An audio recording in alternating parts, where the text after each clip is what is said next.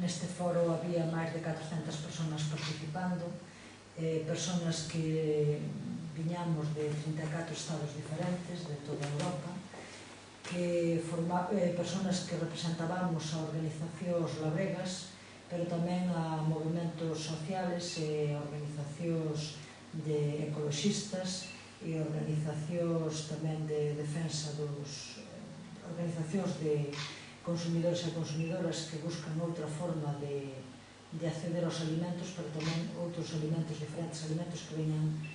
directamente da produción labrega, dos labregos e das labregas.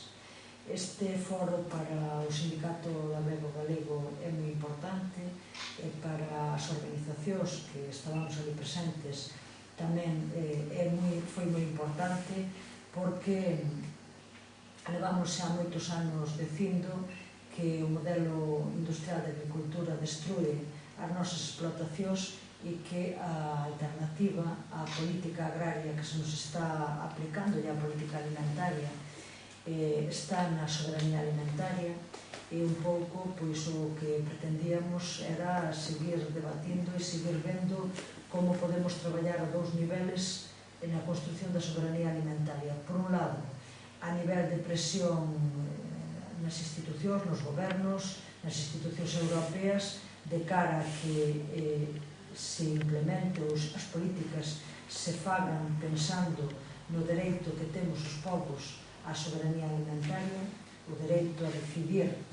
e a definir as políticas agrarias e alimentarias que máis nos interesen como povo, que máis interesen ao conxunto da cidadanía dos povos, e, por outro lado, ver como tamén na práctica imos construindo fórmulas que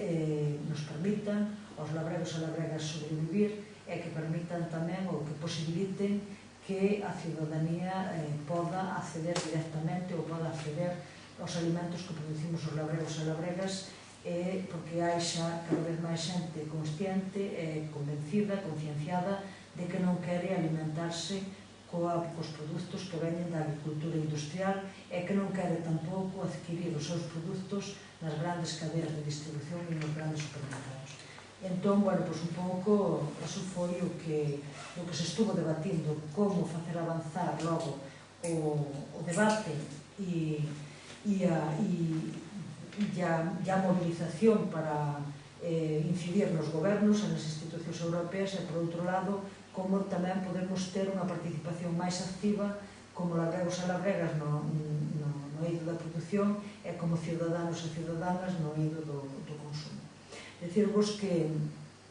para nós tamén foi moi importante poder encontrarnos neste foro con organizacións labregas de toda Europa, tamén dos países do oeste e do centro de Europa, de países que forman parte da Unión Europea, pero tamén de moitos países, tanto na Europa occidental como na Europa do Oeste e na Europa do Centro, que non forman parte da Unión Europea.